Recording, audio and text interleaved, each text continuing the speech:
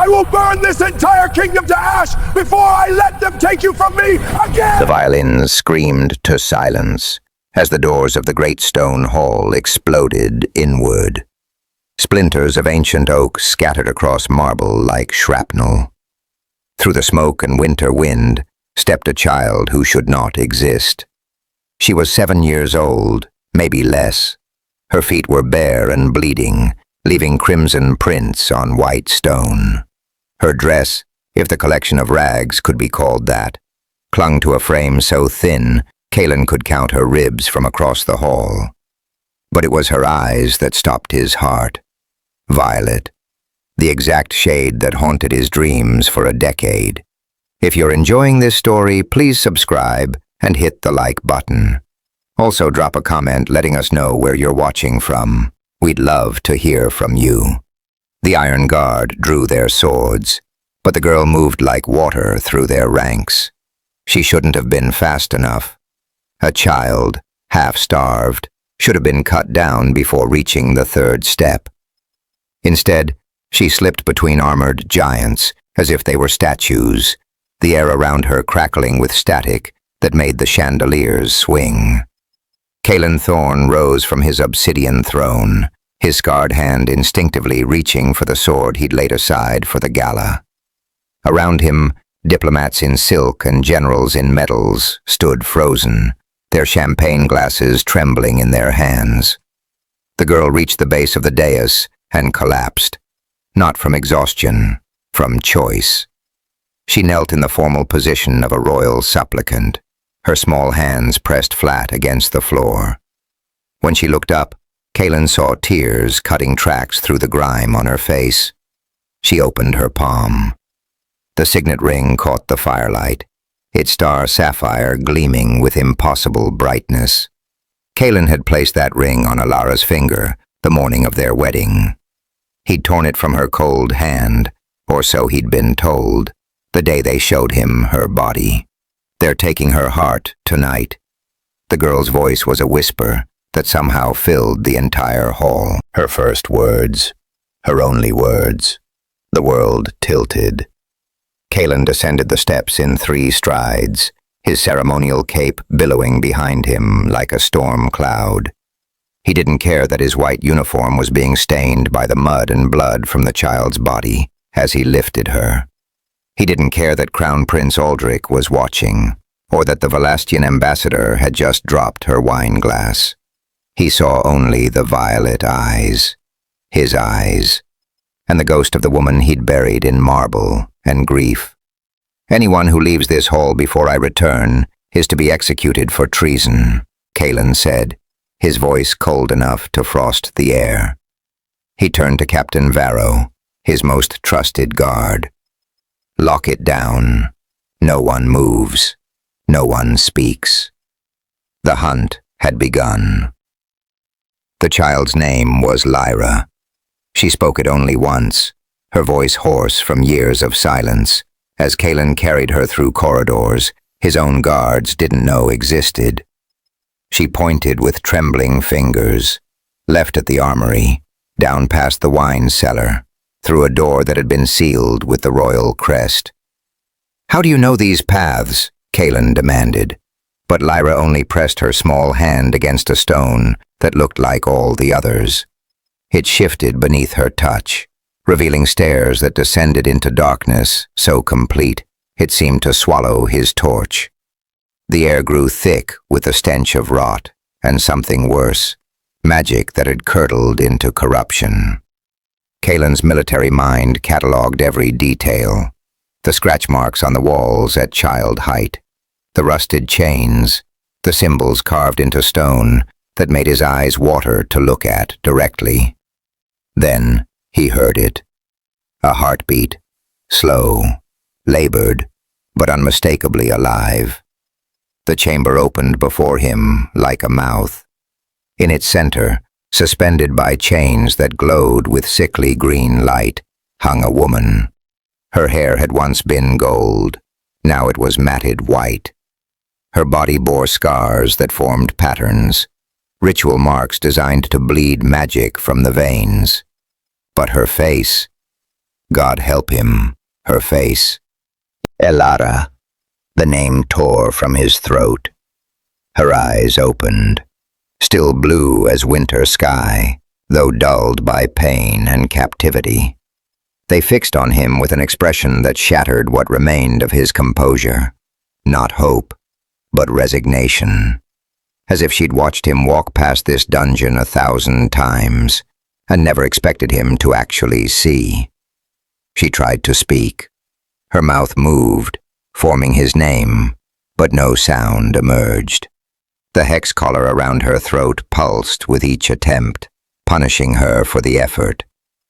Lyra slipped from Kaelen's arms and ran to her mother. The child's small hands found Elara's, and for the first time since entering the palace, she smiled. Kaelen drew his sword and struck the chains. High Priest Malaki found Kaelen in the Chapel of Stars, where the commander had dragged him by his ceremonial robes. The old man's face remained serene, even as Kaelen's blade pressed against his throat, hard enough to draw blood. "You told me she was dead."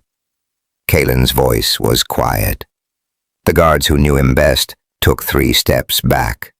The commander only whispered when he was about to kill. "She is dead," Malaki said calmly. "The woman you married died the night of the coup.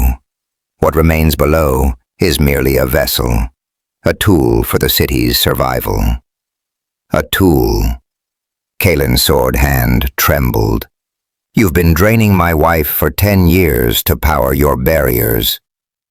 "Our barriers, Commander. The shields that have kept the shadow armies at bay. The wards that protect 50,000 souls." Malaki's eyes held no remorse, only cold calculation. 1 life for 50,000. It was always going to be a bargain I would make. "You had no right." "I had every right." For the first time, Malaki's composure cracked. "The Empress carries star blood. Without it, this city falls. Your precious military genius means nothing against the demons at our gates. I did what you were too weak to do. I made the hard choice." Kaelen saw the truth in the old man's eyes. Malaki genuinely believed himself righteous, believed that torture could be justified by mathematics, believed that Kaelen would eventually understand. "You're right about one thing," Kaelen said softly. "This city needs star blood to survive." He lowered his sword and stepped back. Malaki's expression shifted to relief.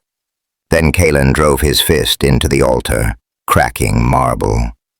"But it will be given freely, or not at all. High Priest Malaki, by my authority as commander of the Northern Citadel, I name you traitor to the throne. Your order is dissolved. Your priests are stripped of rank, and if you resist," he met the old man's eyes, "I will burn every temple in this city to ash." The chapel doors burst open. Half of Kaelen's iron guard entered, weapons drawn. But they weren't aiming at Malaki. They were aiming at Kaelen. Captain Varro moved to stand beside Kaelen, his blade singing as it left its sheath. 3 others followed, soldiers who'd served under the commander since before his marriage. The rest formed a wall of steel between Kaelen and the chapel exit. "I'm sorry, sir," said Lieutenant Greaves, a man Kaelen had personally promoted twice. His voice actually sounded regretful. "But the High Priest's word is law in matters of faith. You're asking us to choose between our commander and our salvation." "I'm asking you to choose between law and murder," Kaelen corrected. "It's not murder if it saves the city."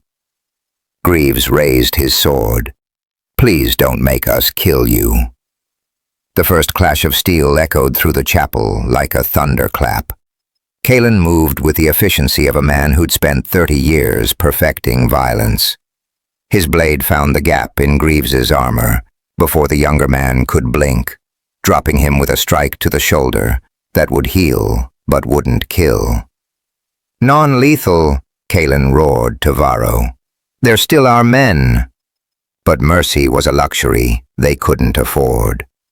More guards poured into the chapel, and these wore the white cloaks of the temple guard, Malachi's personal soldiers. They had no qualms about lethal force. Varro took a spear through the side. He kept fighting anyway, his roar of pain transforming into a battle cry that rallied the loyalists. 5 against 30 became 5 against 25, then 20. Kaelen fought his way to the side door, blocking and parrying with mechanical precision. His mind raced through scenarios. The armory was compromised. The main gates were controlled by temple sympathizers. The mountain passes would be watched. He needed a miracle. He got Lyra. The child appeared in the doorway like a ghost, her violet eyes now blazing with inner light. She raised both hands, and the air itself seemed to solidify. The temple guards froze mid-strike, held in place by invisible force. "Run," Lyra whispered, and collapsed. Kaelen scooped her up with one arm, grabbed Varro with the other, and ran. Behind them, Malachi's voice echoed through the chapel. "Lock down the city. No one leaves. Bring me the commander's head, and I'll grant you all absolution." The safe house was 3 miles up the northern ridge, hidden behind a waterfall that had frozen into sheets of treacherous ice. Kaelen had built it himself 15 years ago, when he'd first suspected that peace was a lie told by comfortable men. He'd carried Elara the entire way. She weighed nothing, a consequence of a decade without sunlight or proper food.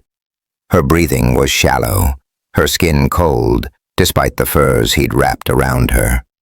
The hex collar was killing her slowly, but removing it without the proper counterspell would kill her instantly. Lyra walked beside him, her bare feet somehow finding purchase on ice that made his boots slip. The child had saved their lives twice now, once with her impossible speed through the palace, once with her telekinetic barrier in the chapel. But each use of power left her weaker. Her lips were turning blue.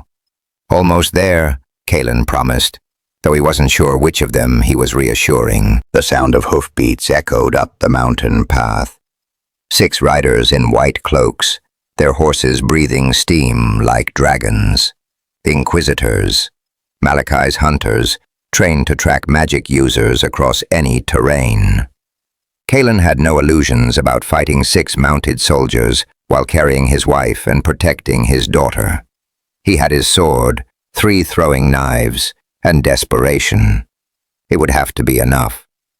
He set Elara down gently in a crevice between rocks, positioned Lyra beside her. "Stay here. Stay quiet." Lyra grabbed his hand. Her eyes pleaded. "I'm not leaving you again," Kaelen said. "I promise." He stepped into the middle of the path and waited. The lead inquisitor raised his hand, calling the others to halt. He removed his helmet, revealing a young face marked with ritual scars. "Commander Thorne, the High Priest offers mercy. Return the heretics, and you may resume your post with honor intact." "The heretics," Kaelen said slowly, "are my wife and daughter. They are abominations that threaten the natural order. Then I suppose I'm an abomination too."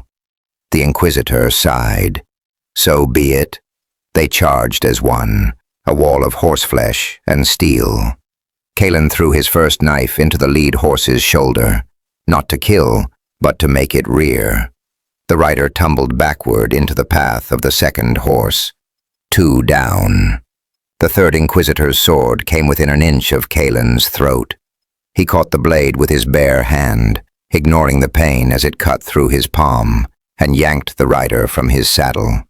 1 strike to the temple, and 3 were down. But the remaining 3 had learned from their companions' mistakes. They spread out, circling, forcing Kaelen to choose which attack to block first. Then the mountain itself seemed to move.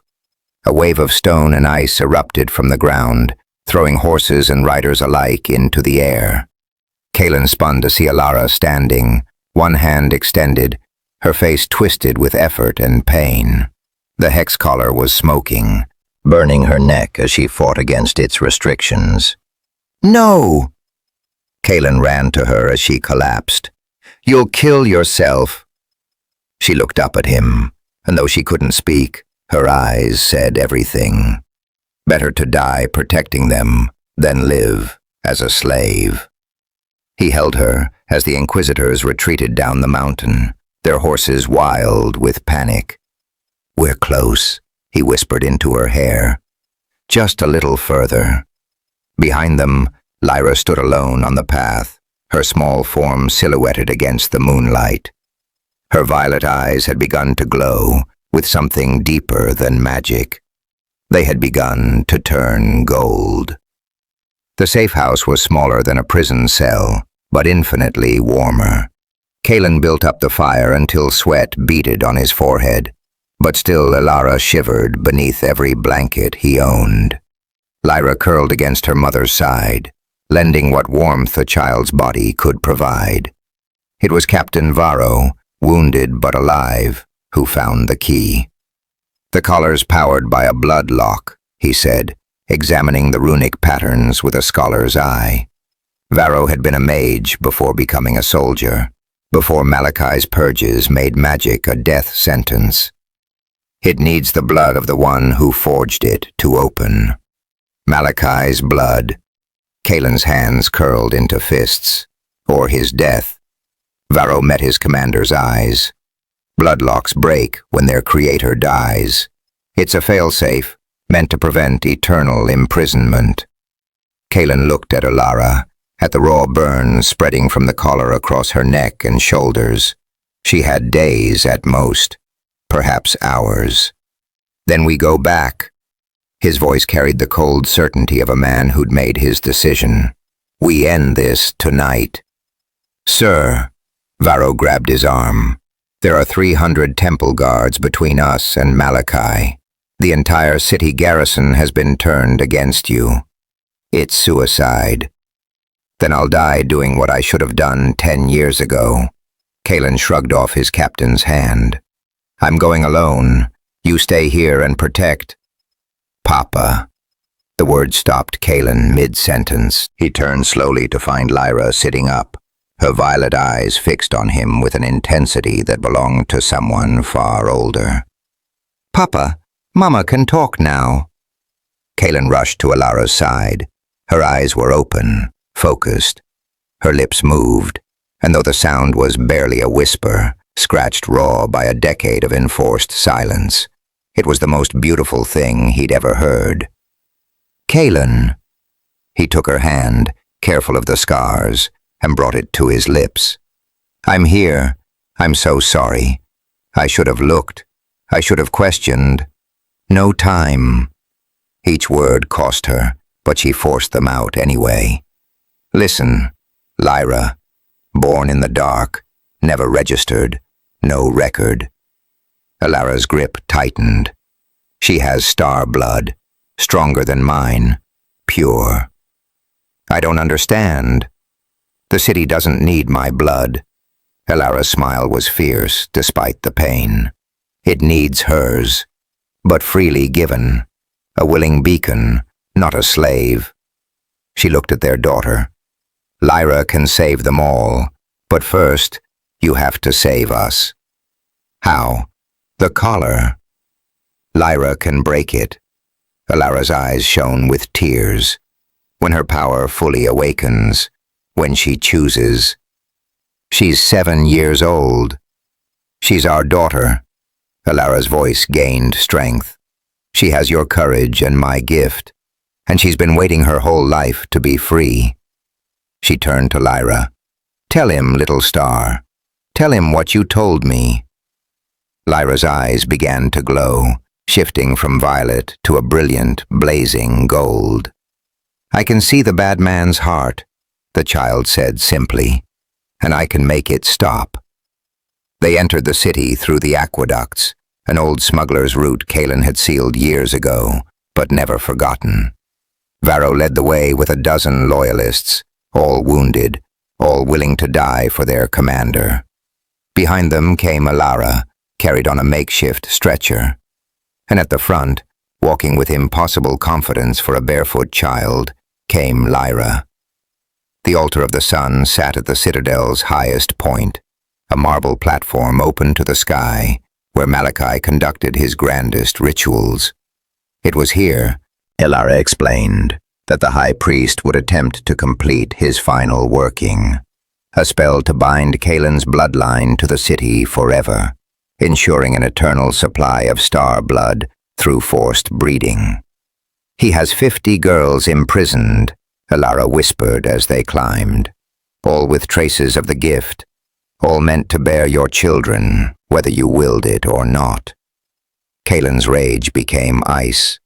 "How long has he planned this?" "Since before our wedding. I was never his first choice, merely his first success." She looked at him. "He's been breeding a dynasty of slaves." They emerged in the temple square to find it packed with soldiers. 300 temple guards in white, 200 city garrison in black, and at the center, standing at the base of the altar stairs, High Priest Malachi in robes of gold. "Commander Thorne," Malachi called out, his voice amplified by magic to echo across the square. "I'm glad you've returned. Saves me the trouble of hunting you down." He gestured, and the soldiers parted to reveal a row of cages. Inside each one, a young woman with violet eyes. "Your future wives," Malachi continued, "or your daughter can take their place. One child, freely given to the city's service. It's not so different from what you already do, sacrificing for the greater good. I'm simply asking you to sacrifice family instead of strangers. I'm done with your bargains." Kaelen drew his sword. The blade caught the moonlight, turning it silver. "Then you're done with your city." Malachi raised both hands, and the soldiers advanced as one, a tide of steel and fury. Vero and the Loyalists formed a shield wall around Elara and Lyra. Kaelen stood at its center, his mind calculating angles and odds, with a cold precision that made him legendary. 12 against 500. Impossible. But he'd built his career on impossible. "Now, Lyra," he said quietly. The child stepped forward. Her violet eyes had fully transformed to gold, blazing like twin stars. She raised her small hands, and the world went silent. Every soldier in the square froze mid-step, not held by force like in the chapel, held by choice. Lyra's power wasn't telekinesis. It was something far more terrifying. She was reaching into their minds, showing them the truth. Kaelen watched as soldiers began to weep, as they lowered their weapons and fell to their knees, as they saw what Malachi had done, not through propaganda or speeches, but through direct vision, mind to mind. They saw Elara's torture, saw the imprisoned girls, saw the high priest's true plans. Within minutes, 500 soldiers had become 500 witnesses. Only Malachi remained standing, protected by personal wards. He looked at Lyra with something approaching respect. "Impressive," he said, "but you're still just a child. And I've been preparing for this moment for 30 years. He spoke a word in a language that hurt to hear, and chains of pure light erupted from the altar, wrapping around Lyra's small body. She screamed, the first time Kaelen had heard her cry out in pain. "No!" Elara tried to rise but collapsed, the hex collar blazing. Kaelen charged up the altar steps, but Malachi was faster.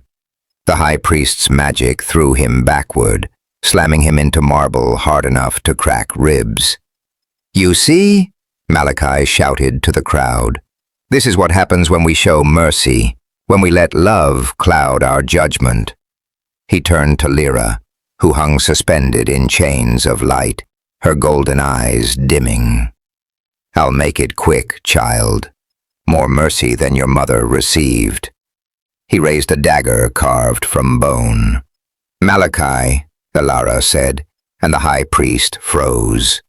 She was standing. Impossible, but standing.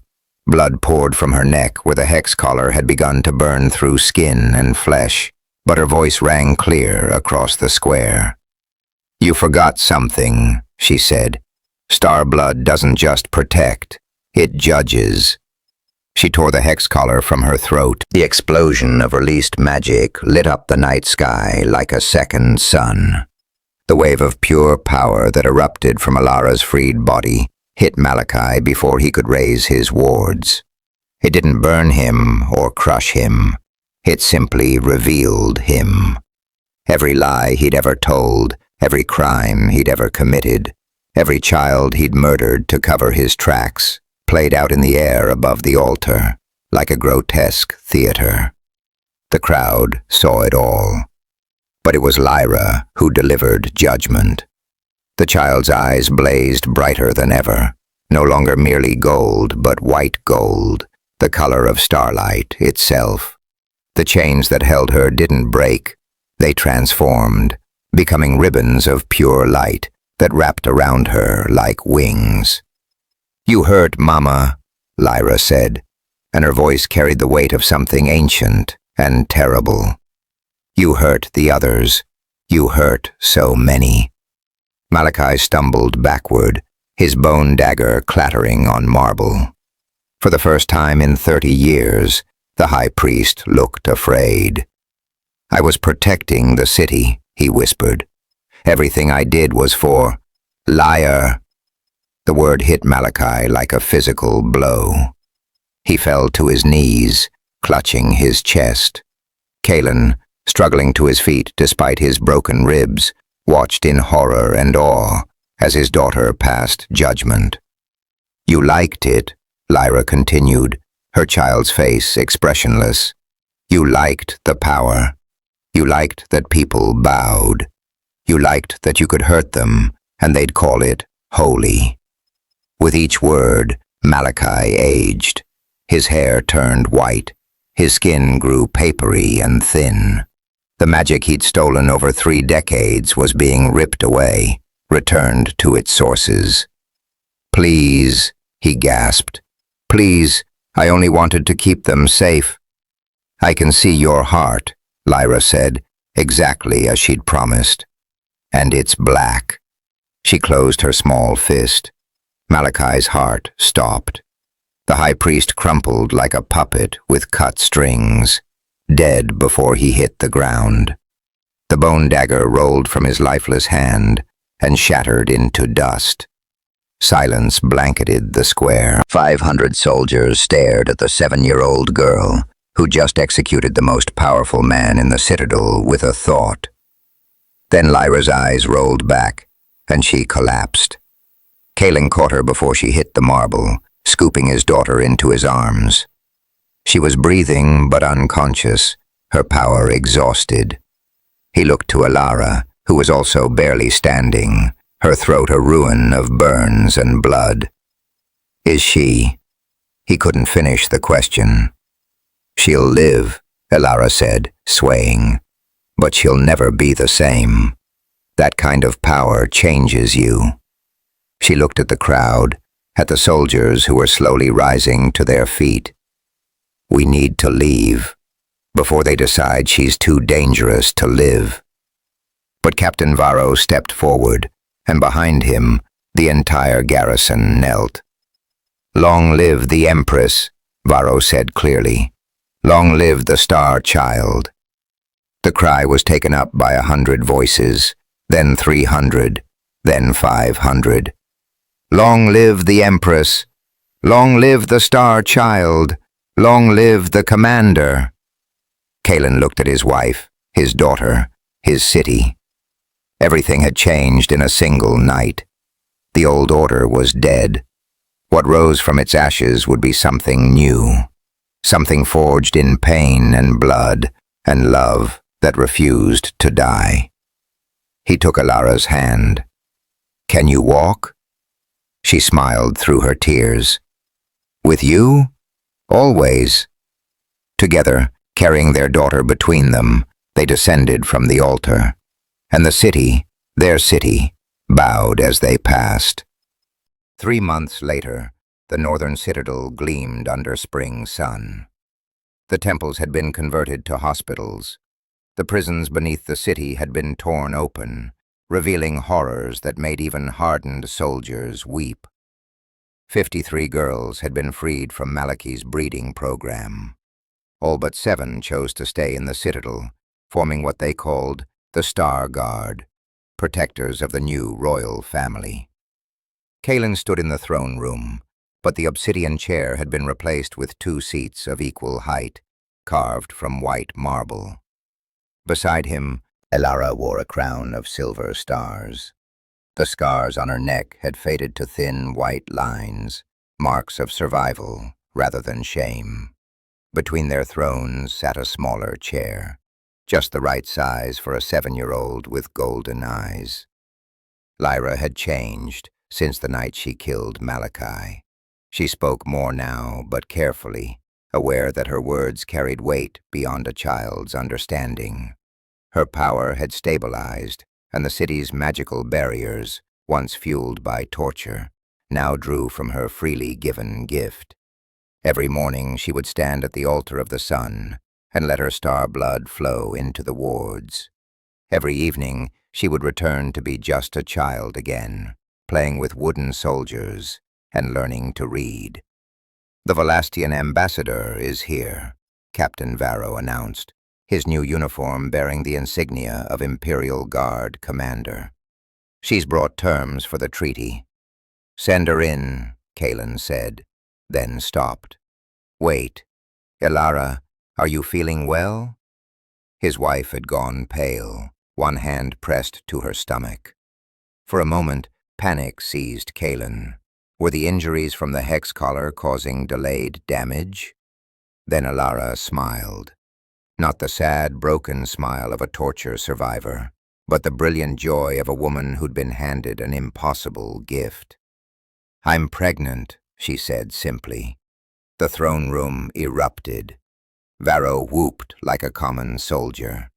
The Star Guard cheered. Lyra jumped from her chair and hugged her mother's legs. "Really?" the child asked, her golden eyes wide. "I'm going to be a big sister?" "Sisters," Elara corrected. "Twins. I can feel them." She looked at Kaelen, and for the first time in a decade, he saw her without pain in her eyes. Both girls, both with star blood. Kaelen knelt before his wife and placed his hand over hers. Beneath his palm, he could feel the flutter of new life, 2 heartbeats, strong and steady. "The dynasty is secure, then," Varro said quietly. "The star blood will never fade." But Kaelen shook his head. No dynasty, no breeding program, no sacrifice. He stood and addressed the entire court. "Our daughters will choose their own paths. If they wish to serve the city, it will be by choice. If they wish to leave, the gates will open for them. The age of chains is over." He turned to the throne room's high windows, where beyond the city walls, the shadow armies gathered for the Eclipse War that Malachi had warned about for years. They would come, perhaps tomorrow, perhaps in a year, but they would come. And when they did, they would find not a city built on torture and lies, but a family willing to fight. Kaelen Thorne pulled his wife close, lifted his daughter onto his shoulders, and faced the future with clear eyes. "Let them come," he said. "We'll be ready." Outside, the first stars of evening began to shine. And in the highest tower of the Citadel, the barriers blazed gold, not with stolen power, but with the gift of a child who'd learned that true strength came not from control, but from choice. The eternal dynasty had begun, not through force or prophecy or blood right, but through something simpler and far more powerful. Love that refused to break.